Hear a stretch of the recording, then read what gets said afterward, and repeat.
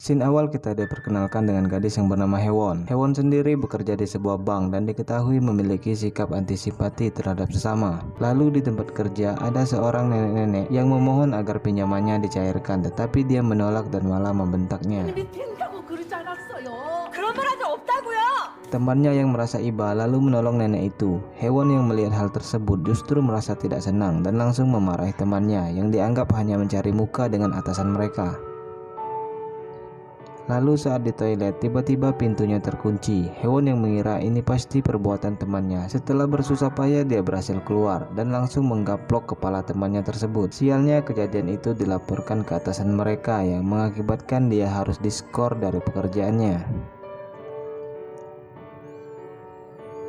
Hewon yang lagi gabut lalu memutuskan untuk menjenguk sahabatnya waktu kecil yang tinggal di Pulau Mudu. Dulu Hewon tinggal bersama kakeknya di pulau itu dan di sanalah ia dibesarkan. Setibanya di Pulau Mudu dia disambut hangat oleh sahabatnya yang bernama Mbok Nam. Bisa kita lihat Mbok Nam sangat senang bertemu sahabatnya yang sudah 15 tahun tidak bertemu.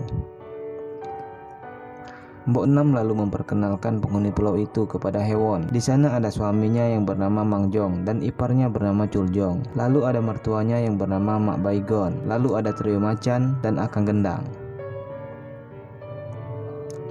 Mbok Nam lalu mengantar Hewon ke rumah kakeknya dulu yang sekarang sudah meninggal. Mbok Nam juga memperkenalkan anak gadisnya yang bernama Yun Hee yang sekarang sudah berusia 10 tahun. Nah, mulai dari sini kita akan berfokus kepada Mbok Nam, pemeran utama film ini. Oke, lanjut. Singkat cerita, malam pun tiba. Terlihat Mbok Nam sedang makan bersama keluarganya. Setelah selesai, Mang Jong ingin mengajak anaknya Yun Hee untuk pergi memancing. Mbok Nam sempat melarangnya, tapi apalah daya. Di tempat itu burung lebih berkuasa.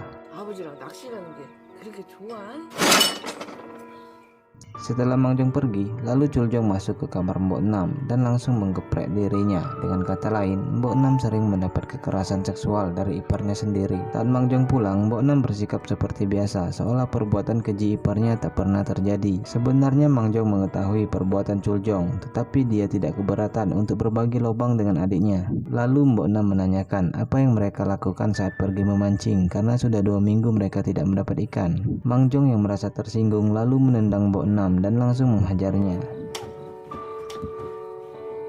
Tak hanya itu, perlakuan kasar juga dilakukan oleh seluruh penghuni pulau, di mana Mbok Nam diperlakukan seperti seorang babu. Semua pekerjaan dilakukannya sendirian, sementara mereka hanya bisa menyuruh, memarahi, memaki, dan menghina Mbok Nam. Selama bertahun-tahun inilah yang dirasakan Mbok Nam. Semua ini rela ia terima hanya demi anaknya Yun Hee, agar Yun Hee tidak diperlakukan sama seperti dirinya.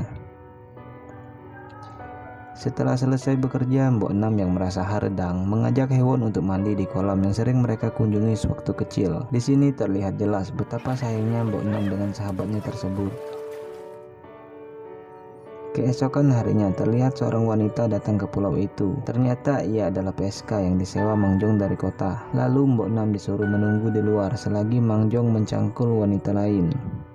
Setelah selesai dicangkul, PSK itu bertanya kepada Mbok Nam, mengapa ia tidak marah dengan kelakuan suaminya. Lantas Mbok Nam menjawab, aku tidak bisa berbuat apa-apa. PSK itu lalu berencana mengajaknya lari dari pulau itu dan pergi ke Seoul. Tetapi Mbok Nam menolaknya karena takut akan dibunuh oleh suaminya dan anaknya juga masih butuh sosok seorang ayah. PSK itu lalu memberikan nomor handphonenya jika sewaktu-waktu Mbok Nam berubah pikiran.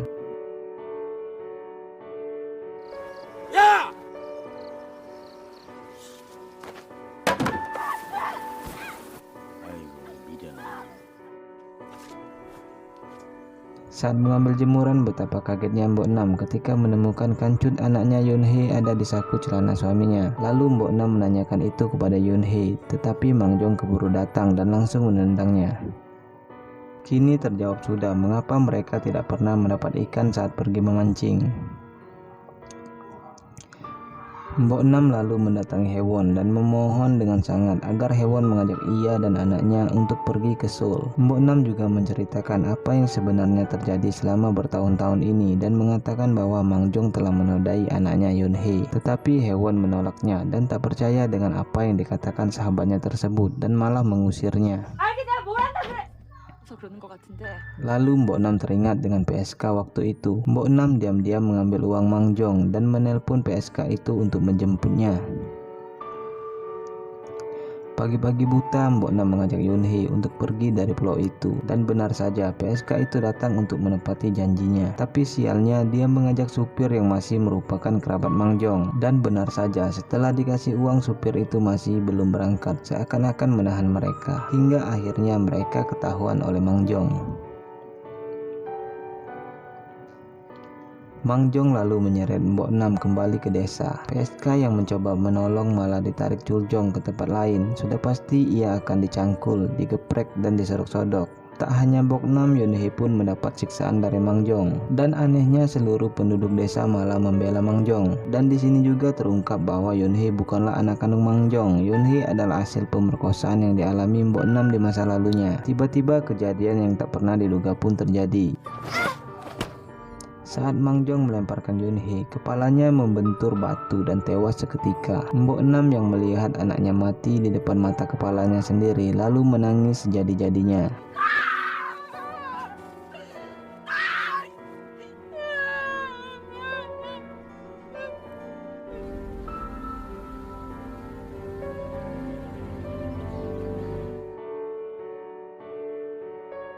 Tak lama seorang polisi datang untuk menyelidiki kasus itu. Mbok Nam hanya bisa berkata, Mang Jonglah pembunuhnya. Tapi lagi-lagi semua orang melindungi Mang Jong dan malah menuduh Mbok Nam yang menyebabkan Yunhee meninggal.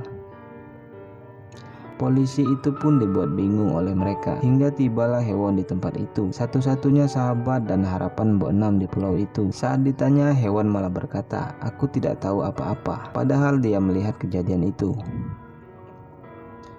Singkat cerita, polisi itu pun pulang. Tak lupa Mang Jong memberi uang sogokan agar kasus ini dilupakan.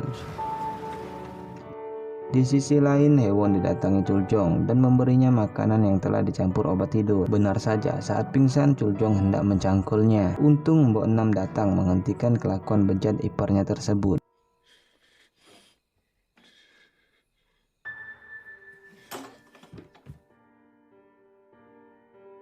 Keesokan harinya, Mang Jong dan Chuljong pergi ke kota untuk menjual hasil kebun mereka. Seperti biasa, Mbok Nam disuruh kerja sendirian, padahal hatinya masih bersedih akan kematian anaknya. Hingga tibalah titik di mana kesabarannya habis sehabis-habisnya. Ia seperti setan yang kerasukan iblis. Dengan cepat, Mbok Nam mengambil celurit dan membacok satu persatu orang yang pernah menyakitinya. Mbok Nam menyisakan kakek ini karena ia buta dan tuli, dan satu-satunya orang yang tidak pernah menyakiti Mbok Nam di pulau itu.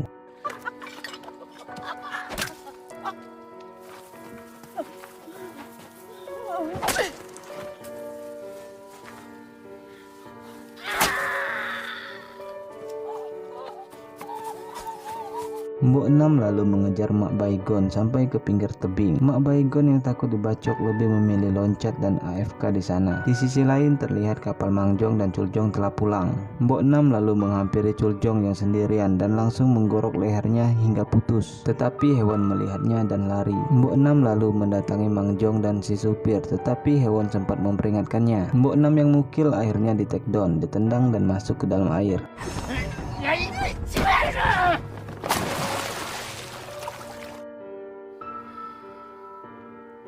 Saat terbangun, Mbok Nam sudah akan dibunuh oleh Mang Jong. Mbok Nam lalu menjilat-jilat pisau itu dan menggigit jarinya. Mang Jong yang kesal lalu mengambil sebongkah palu. Namun tiba-tiba Mbok Nam menusuknya menggunakan pisau yang ia gigit. Haewon lalu mengajak si supir untuk pergi dari pulau itu. Selagi Mbok Nam membacok-bacok Mang Jong dengan penuh amarah. Saat mau kabur, Mbok Nam berhasil menangkap si supir lalu membunuhnya. Sedangkan Haewon berhasil kabur dari pulau itu. Mbok Nam lalu mengejarnya sampai ke kota. Setibanya di sana, Mbok Nam melihat polisi yang datang waktu itu menemukan Haewon yang pingsan di dalam kapalnya dan dibawa ke kantor polisi. Benar saja, Mbok Nam memburu sampai ke tempat itu. Saat terbangun, Haewon dikagetkan karena Mbok Nam sudah ada di sana. Haewon langsung lari dan menemukan polisi yang sudah tewas dan pintu yang terkunci. Haewon lalu masuk ke dalam sel dan menguncinya agar Mbok Nam tidak bisa membunuhnya. Tetapi kuncinya ada di luar. Saat Mbok Nam membuka kunci, ternyata polisi itu masih hidup dan langsung menembaknya. Mbok Nam lalu mengambil palu dan memukul-mukulnya. Sekarang giliran Haewon. Tepat sebelum Mbok Nam memukulnya, Haewon menusuk leher Mbok Nam dengan potongan seruling yang ia pegang. Lalu Mbok Nam pun tewas di pangkuan sahabatnya sendiri.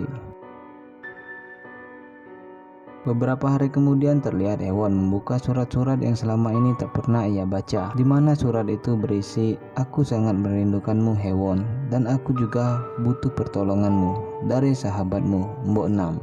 Dan film pun selesai.